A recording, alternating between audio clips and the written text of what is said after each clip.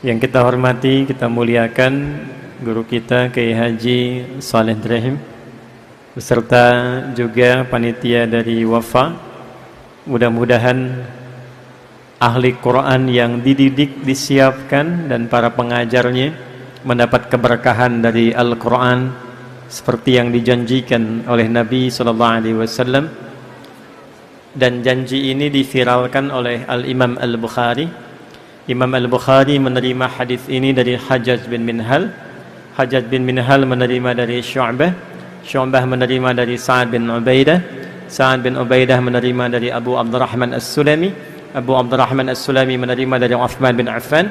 Uthman bin Affan radhiyallahu taala anhu menerima dari Nabi Muhammad sallallahu alaihi wasallam bin Abdullah bin Abdul Muttalib bin Hashim bin Abdul Manaf bin Qusay bin Murrah bin Kilab bin Ka'ab bin Ghalib bin Fihr bin Malik bin Nadar bin Kinana bin Khuzaimah bin Mudrika bin Ilyas bin Nizar bin Mudar bin Ma'ad bin Adnan bin Addi bin Adri bin Muqawwam bin Nahur bin Tarikh bin Ya'rub bin Yasjub bin Nabit bin Ismail alaihissalam bin Ibrahim alaihissalam bin Azara bin Nahur bin Abir bin Kinan bin Fakhshad bin Sam bin Nuh alaihissalam bin Mihlail bin Matushshala bin Kinan bin Anwas bin Thith bin Adam alaihissalam. Faqala Rasulullah sallallahu alaihi wasallam, khairukum man ta'allama al-Qur'ana wa 'allamah. Yang terbaik di antara kalian, kata Nabi. Jadi kalau ada orang jujur, nah ini di antara yang terbaik dari yang jujur itu. Kalau ada orang pintar, nah ini di antara yang terbaik dari yang pintar itu. Kalau ada orang sukses, nah ini yang terbaik dari yang sukses itu. Siapa mereka? Man ta'allamal Qur'an. Ialah orang yang belajar Al-Quran dengan sungguh-sungguh. Karena itu Nabi tidak menggunakan kata darasa. Darasa itu asalnya pelajaran dasar. Tempatnya disebut madrasah. Karena itu SD disebut madrasah ibtidaiyah. Ya, sekolah dasar yang diberikan pelajaran-pelajaran dasar. Kalau dia sudah menggunakan bentuk sungguh-sungguh, serius, dan yang dikajinya pokok ilmu, maka turunan kata ilmunya ditarik, menggunakan ta untuk menunjukkan kesungguhan, pakai tasydid sebelum akhir untuk menunjukkan semangat berlipat karena tidak mudah melakukannya. Maka berubah menjadi ta'allama yata'allamu. Jadi yang pertama, hadis ini ingin mengatakan Quran itu mengantarkan pada kesuksesan. Jadi tidak ada orang belajar Quran yang tidak sukses, itu nggak ada. Silahkan cek. Ya, Utsman bin Affan radhiyallahu taala anhu jadi kaya banget. Ingat ya, kaya itu dibagi tiga ya. Ada kaya, kaya banget. Yang ketiga, kebangetan kayanya tuh. Ada tiga ya. Utsman bin Affan itu jadi kaya banget ketika beliau berikhtiar dengan manajemen bisnisnya. Tapi menjadi kebangetan kayanya ketika belajar tentang pedoman-pedoman bisnis dalam Al-Quran. Itu yang nanti dituangkan oleh Al-Imam Al-Bukhari. Dari 97 topik, ada satu topik tentang bab bisnis, kitabul buyu' namanya. Jadi ketika belajar Al-Quran, dipahamkan oleh Nabi, berubah, bertransformasi. Dagang tetap dagang, tapi asetnya meningkat itu. Dari yang kaya menjadi kebangetan kayanya. Saking kebangetan kayanya, itu asetnya sekarang masih ada dan dialih fungsikan menjadi hotel. Di kalau Anda ya nanti insya Allah punya rezeki ya umrah, mudah-mudahan yang belum disegerakan ya. Nah, tidak cukup dengan amin, nabung tuh. Nabung. Itu kalau sampai Madinah, biasanya kita belok dulu dari belakang. Sekarang ada hotel, warnanya itu krem, ya, tinggi bangunannya. Itu dituliskan jelas wakaf Utsman bin Affan radhiyallahu taala anhu. Wakafnya Sayyidina Utsman bin Affan. Sampai sekarang masih ada. Abdurrahman bin Auf itu dari yang tadinya kaya masuk Islam, kemudian maaf sekali ya, diambil semua, dirampas kekayaannya oleh orang-orang Quraisy pada masa itu. Lalu dibiarkan beliau untuk hijrah sengaja tidak dieksekusi untuk menunjukkan pesan, nih kalau masuk Islam resikonya begini. Kehilangan harta, kehilangan bahkan semua yang melekat di tubuh, mesti jalan lebih dari 400 kilo, belum tentu selamat. Tapi konsisten dengan hijrahnya, belajar kemudian secara profesional dengan Nabi, dibimbing oleh Rasulullah, setelah belajar dari Al-Quran, itu melahirkan transformasi kekayaan.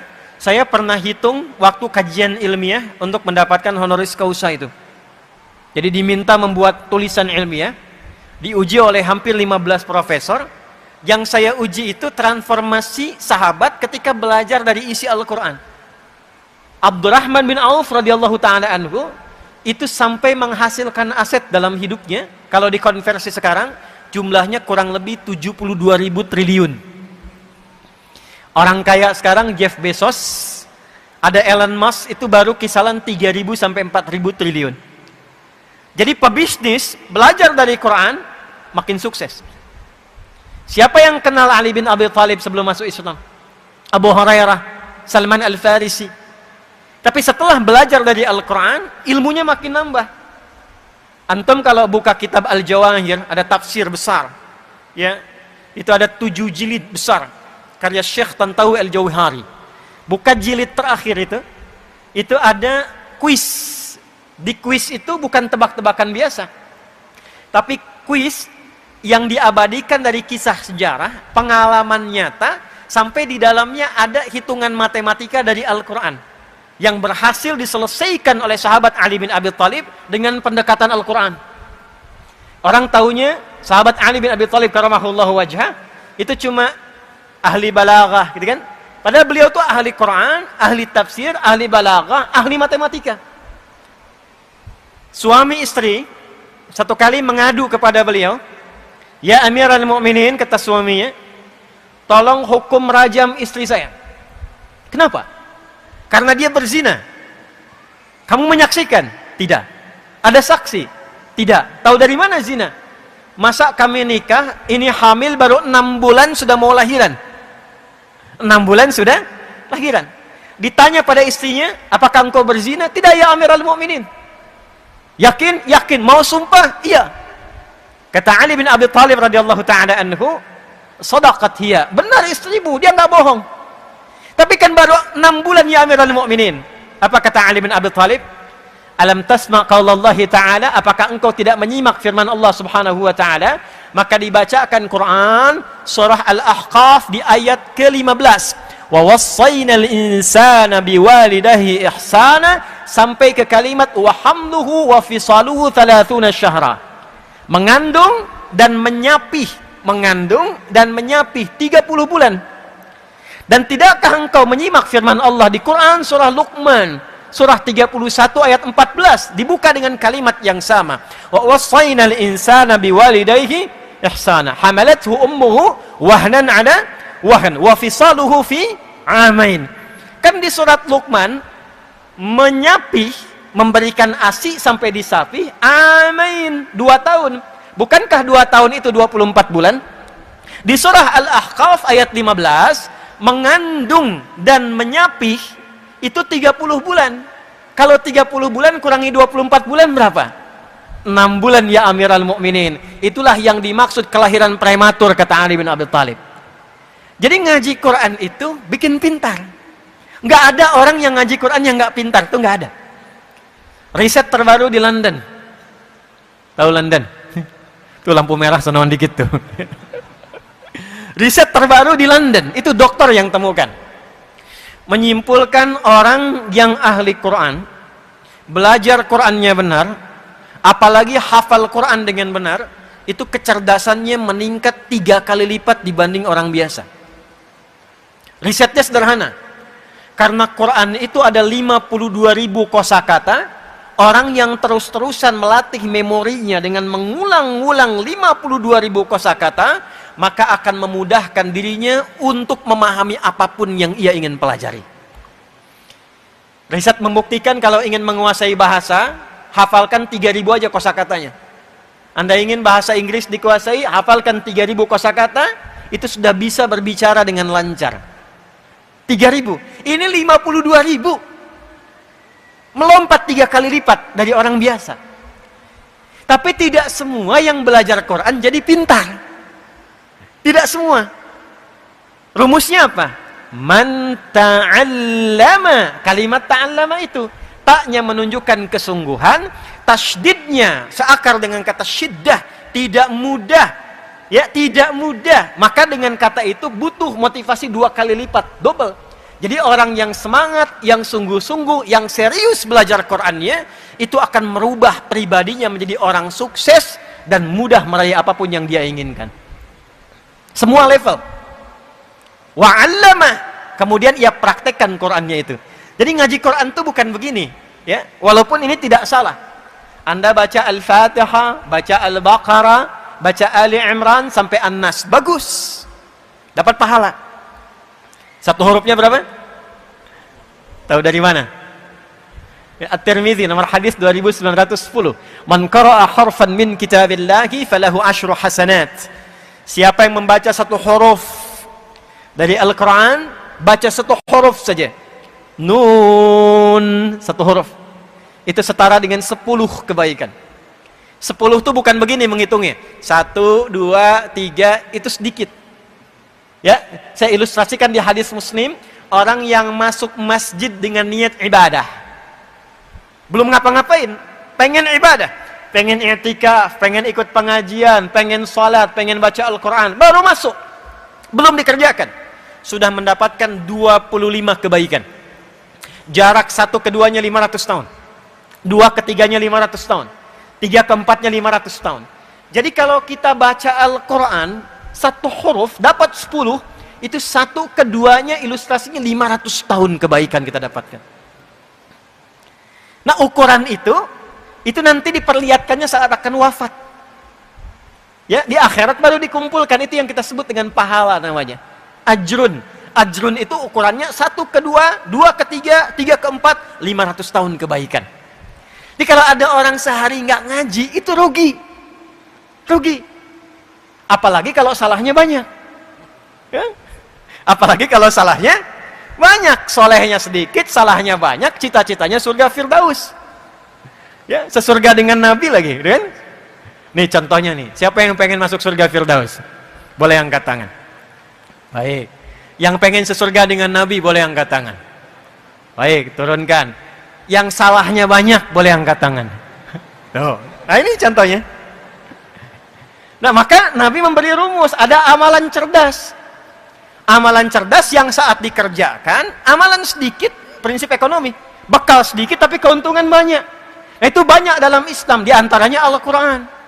Ya, kalau ada orang berbuat salah, dihitungnya berapa? 1 kan? Ya, tapi jangan mudah mengatakan 1 tuh. Dari pagi sampai siang ini sudah berapa dikoleksi kesalahan tuh? Mata salah lihat kan? Nah, telinga salah dengar. Tadi sebelum saya datang pikiran sudah salah tuh. Ustadznya kemana sih? Jam berapa dimulai?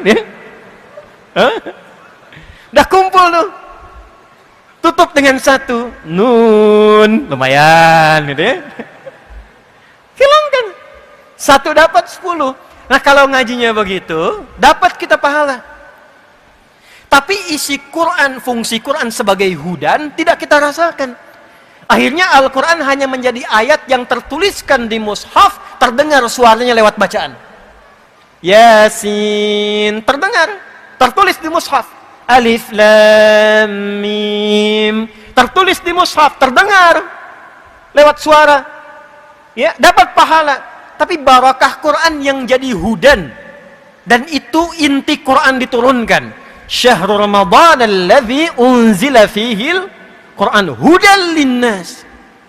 Saya turunkan kata Allah Al-Quran supaya isinya menjadi pedoman berkehidupan. Jadi semua kehidupan kita itu isinya ada dalam Al-Quran. Semua hajat hidup kita. Ya, saya baca cepat ya. Tidak usah ditulis, saya baca cepat saja karena direkam, teman-teman nanti bisa cek kembali ya. Misal saya kasih gambaran saja. Ini masih dalam kandungan. Bagaimana dalam kandungan ingin terlahir menjadi pribadi yang baik dan saleh, itu ada petunjuknya di Quran surah ke-7 ayat 189. Kemudian terlahir, amalan pertama apa bagi seorang ibu yang baru punya anak? untuk memberikan ASI maksimal selama 2 tahun. Amalan pertama apa bagi suami yang baru jadi ayah dan punya anak pertama? Turun Quran surah kedua ayat 233. Sampai usia 2 tahun ke menjelang baligh, amalan pertama apa yang mendekatkan dia dengan Allah? Taat pada orang tuanya dan mengenal lingkungan dengan baik. Turun Quran surah Luqman surah 31 ayat 13 sampai ayat 19. Ketika dia mulai belajar, bagaimana belajar yang bisa memahamkan dia, sehingga dia bisa bawa pulang pemahaman itu dan mengajarkan kembali. Turun Quran surah 9 ayat 122. Bagaimana mencari tempat belajar yang saat bersamaan menguatkan pengetahuan dan meningkatkan imannya. Turun Quran di surah ke-58 ayat yang ke-11. Lalu dalam pelajaran itu dia mulai menyebar. Ya, kadang-kadang orang Surabaya ke Jakarta, ada yang ke Timur Tengah, ada yang ke Amerika, menemukan tempat baru. Bertempat yang baru, ketemu orang baru, tapi tetap menjaga sikap takwanya. Turun Quran surah 49 ayat ke-13. Kalau menemukan jodohnya di situ, bagaimana cara melamarnya? Turun Quran surah keempat ayat yang keempat. Terjadi pernikahan, Quran ke-30 ayat ke-21. Tugas pertama saat menikah, Quran surah keempat ayat 34. Suami mulai mencari nafkah yang standar, Quran surah kedua ayat 168. Kalau pengen cepat rizkinya, baru bergerak sedikit, datang Quran surah kedua ayat 172. Kalau dia belum melakukan, sudah dijamin dibuka kemudian rizkinya, berkahnya pintu langit dan bumi. Quran surah ke-7 di ayat ke-96. Batuk. Kemudian dia mulai bekerja, tidak mudah, diminta petakan tantangannya. Kadang-kadang ada yang kecil, menengah, ada yang berat. Turun Quran surah kedua ayat 214. Solusinya di Quran surah ketiga ayat 142. Detailnya di Quran surah kedua Al-Baqarah dari ayat 155 sampai 157. Kadang-kadang ada orang ingin menyingkirkan, orang ingin menyungkurkan. Bagaimana membuka usaha tapi tanpa nyogok, tanpa suap. Kalau ada solusi dibimbing Allah, kalau ada yang jahil ditolong. Turun amalan Quran surah 17 ayat 79 sampai dengan 80. Istri merawat anak di rumah, jangan dikira mudah. Kadang-kadang dia menolak, kadang berkata, turun bimbingan Quran surah 17 ayat 23 sampai dengan ayat 27. Sampai usia 40 tahun, sukses, bagus, anak ada, orang tua masih ada. Jangan disimpulkan itu hasil kesuksesan Anda. Boleh jadi ibunya yang menangis di keheningan malam, bapaknya yang serabutan bekerja, minta sama Allah supaya anaknya lebih hebat dibandingkan kedua orang tuanya. Ketika Anda mendapatkan kesuksesan itu, sertakan orang tua di dalamnya, sekalipun dalam doa. Maka turun Quran surah ke-46 di ayat ke-15. Anda terus bergerak lagi, harta makin banyak, bagaimana menjaga dan meningkatkannya? Turun skema dengan zakat. Quran surah ke-9 ayat 103 sampai dengan 109. Dikeluarkan di 8 golongan Quran surah 9 di ayat ke-60. Orang tua nggak dizakati, orang tua diinfaki. Tapi bukan cuma orang tua, ada 5 golongan. Spesifik Quran surah kedua ayat 215. Yang umum Quran surah kedua ayat 261 sampai dengan ayat 264. Naik lagi sampai sepuh, sampai kemudian berada dalam kondisi seperti kecil kembali, seperti bayi kembali, muncul masa pikunnya. Petunjuknya Quran surah 22 ayat yang kelima. Sampai kemudian menjelang sakaratul mautnya. Bagaimana sakaratul maut yang indah ketika nafas kemudian kedatangan maut. Quran surah ketiga ayat 185. Diutus malaikat membawa maut. Quran surah ke-32 ayat 11. Maka menghadapi itu, hadapi yang tenang, dipanggil dalam keadaan tenang, mendapatkan ridha Allah dalam keadaan tenang. Rumusnya Quran surah 89 ayat 27 sampai dengan ayat ke-30. Maka dia menyiapkan kurikulum sampai alam kuburnya. Disiapkan saat hidupnya bagaimana alam kubur itu bisa nikmat. Bukan cuma dunianya, rumahnya megah, mobilnya mewah, tapi alam kubur nggak disiapkan. Maka turun kurikulum alam kubur. Quran surah kedua ayat 153 154. Quran detailnya Quran surah ketiga dari ayat ke-169 sampai dengan ayat ke-171. Lalu disiapkan sampai kiamat turun satu surah ke-75. Kemudian disiapkan surganya. Dari sekarang kita siapkan dari 8 pintu surga petakan. Yang pengen surga Firdaus Quran surah ke-23 ayat 1 sampai dengan 9. Yang di taman surga Quran surah 51 ayat 15 sampai 23. Yang surga biasa, yang penting masuk surga deh. Yang penting masuk surga. Quran surah kedua ayat ke-25. Yang nggak masuk ke surga tapi terancam neraka. Maaf, seringan-ringannya itu membakar semua tubuh sampai sekulit-kulitnya. Satu harinya sama dengan 1000 tahun, satu detiknya sama dengan 48 hari. Quran surah keempat ayat 56. Yang paling dahsyat itu adalah neraka jahanam. Hati-hati, pelajari perilakunya, jangan sampai masuk ke situ. Siapa kualifikasinya? Turun Quran surah keempat ayat 140. Yang belum ke surga tapi tidak ke neraka, di tengah-tengah, 50-50, soleh 50%, salah 50%. Maka ditempatkan di tempat yang tinggi, bisa mengamati surga, takut mendengar jeritan orang neraka. Tempat tinggi yang bisa mengamati sekitarannya disebut dengan A'raf. Maka turun Quran surah ke-7 Al-A'raf dari ayat 46 sampai dengan ayat 49-nya. Ada semua? Apa yang nggak ada? Makanya zaman Nabi dari pelaku kriminal, itu kriminal betul tuh. Ya, sifatnya disebut jahlun, orangnya disebut jahilun. Sifat ketemu orang disebut jahiliyah. Jadi mereka itu perfeksionis dalam perbuatan kriminal. Kalau ada zina, zina yang paling perfect itu zinanya jahiliyah. Kalau ada pembegal, pembegal yang paling komplit jahiliyah. Sekampung begal semua. Sekampung. Ghifari itu kampung begal. Jadi kalau ada yang namanya Al-Ghifari, itu keturunan kampung begal. Tapi nanti jadi ilmu sanad, ada sanadnya. Ya, itu Jundub bin Junadah, pimpinan begal, masuk Islam, belajar Quran, jadi dai. Preman pensiun tuh itu tuh hadisnya tuh.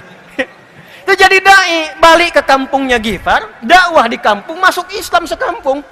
Madinah heboh, dak dikduk datang, sekampung begal masuk Islam.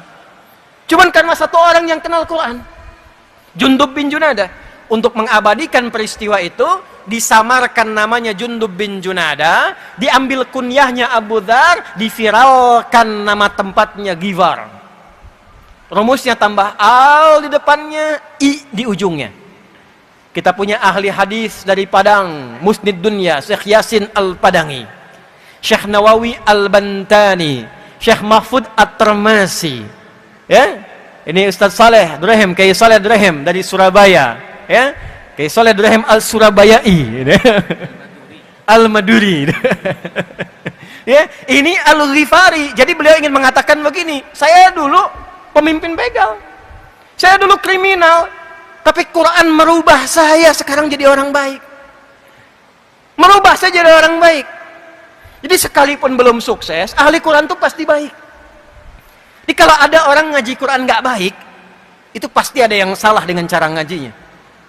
Bukan Qurannya yang salah. Kalau peci nggak masuk ke kepala, jangan potong kepalanya.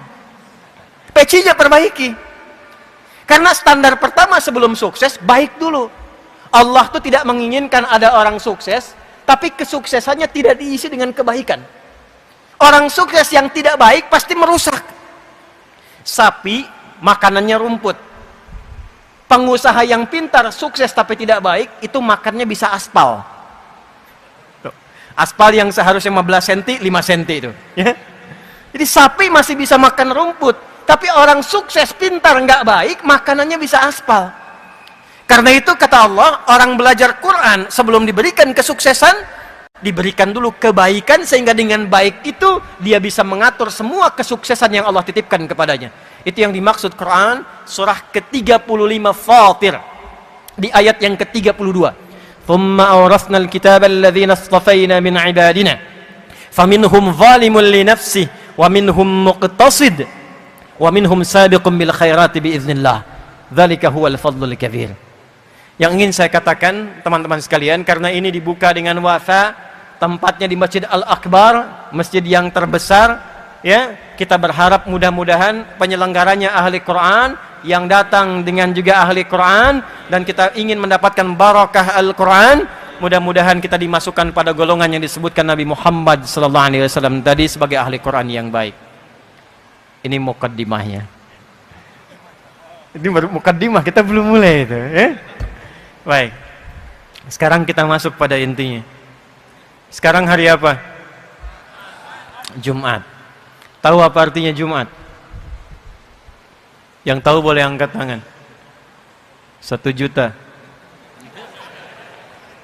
5 juta. Ya, apa artinya Jumat? Kalau salah antum harus menghafal Quran sampai selesai. Huh?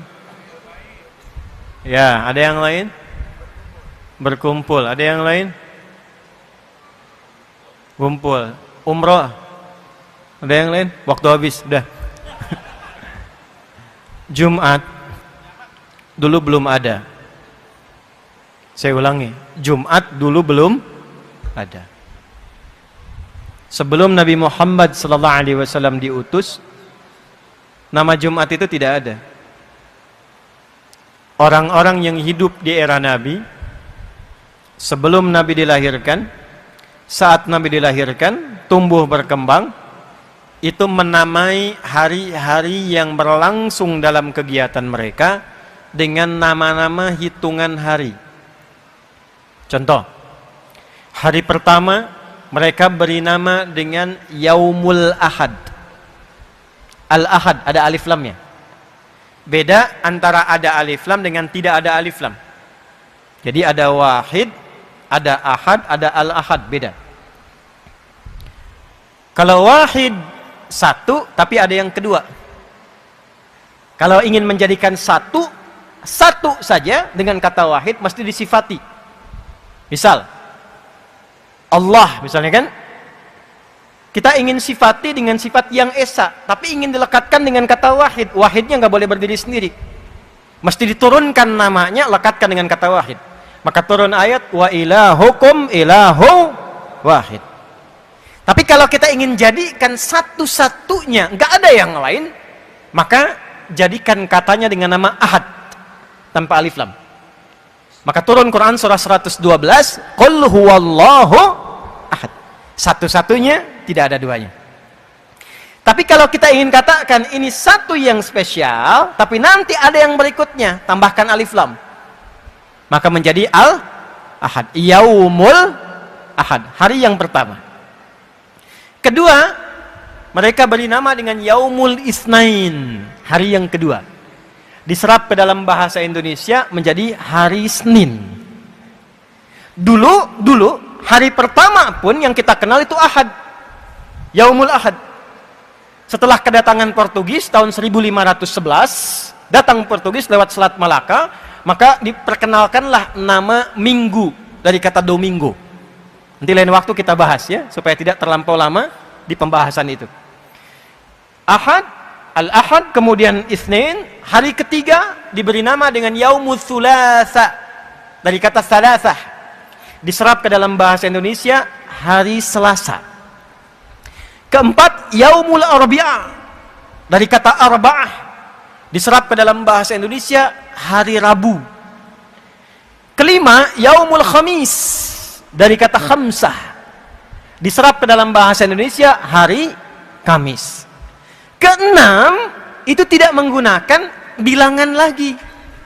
Kalau mau konsisten harusnya Yaumus Sittah atau Yaumus Sadis. Hari ketujuhnya balik ke bilangan lagi, Yaumus Sabt dari kata Sab'ah. Disingkat jadi Sabat, diserap ke dalam bahasa Indonesia menjadi hari Sabtu. Yang keenam, itu mereka beri nama dengan Yaumul Arubah. Hari apa?